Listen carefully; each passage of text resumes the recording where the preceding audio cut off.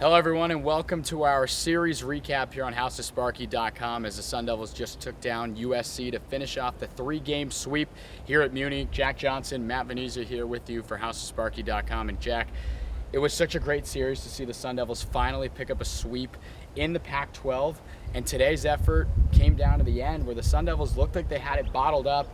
They gave up some runs to ultimately be down by 3 in the 8th inning.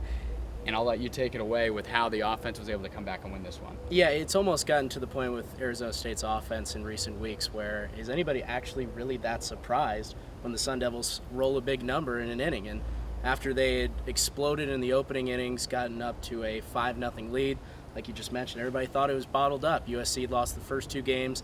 ASU looked well on their way to a sweep. And Willie Bloomquist said in the press conference, it just all of a sudden the energy changed. USC kept chopping wood. They got 2 runs across, 1 run across. All of a sudden we're tied.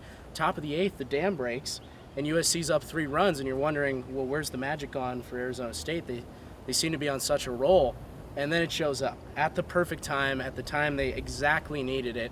You get a 2-run home run by Jacob Tobias, and then you get a 2-run home run, one of the most electric home runs you'll see all season here at Phoenix Muni, where Joe Lampe lifts one down the line. It gets carried, but everybody's wondering, is it fair? Is it foul? It stays fair, hooks in the corner, and the Sun Devils take a 9-8 advantage that they hold on to. I mean, it was an electric game.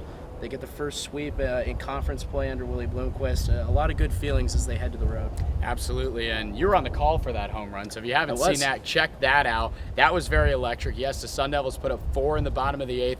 Brock Perry came in and shut it down. We'll get to that in a second, but the Sun Devils, with the help of 31 runs in this series, the offense, it just doesn't matter who it is, whether it's Lampe, as we consistently always harp on him, but 1 through 9, it seems like we're saying the same thing to these guys in the press conferences after. Everyone is contributing, and even the bench bats who are not in the lineup to start, they're coming in pinch hitting. Who are some of those guys that have stood out for you? I mean, we talked about this on the broadcast that you just alluded to.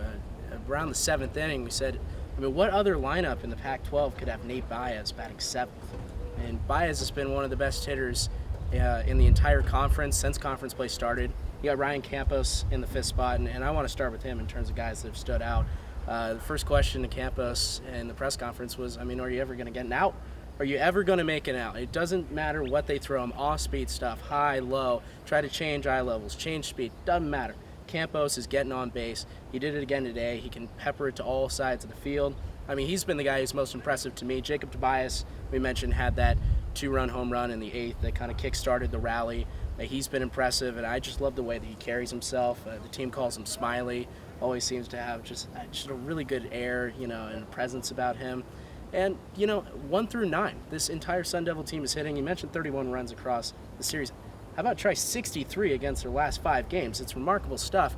ASU, they've been known for their offense over the years, but, this 2022 team's on track to be one of the best. Absolutely, and again, continue to follow along here with HouseOfSparky.com to keep up with this tremendous run that the Sun Devils have had. One more point to mention, as the Sun Devils this weekend specifically had a lot of help from their starting pitching going into the 5th inning. As Tyler Meyer, you saw today, it was Adam Tulloch, and yesterday it was Kyle Luckham. All those guys able to provide some length for then Coach Bloomquist to use whichever arm he wanted.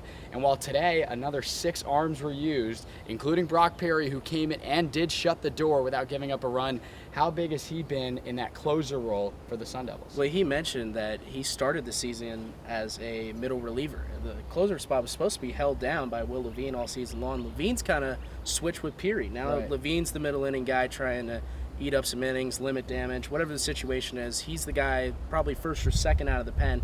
Now Peary, from his sidearm slot delivery with that wicked slider that can cut across the plate, he's shutting guys down in the 9th inning. He's the hot hand, and again, you're going to roll with the guy that gives you the best opportunity to close out games. Right now, it's Brock Peary. He pitched another shutdown 9th inning, backing up Adam Tulloch, who had probably his best start in a month, Matt.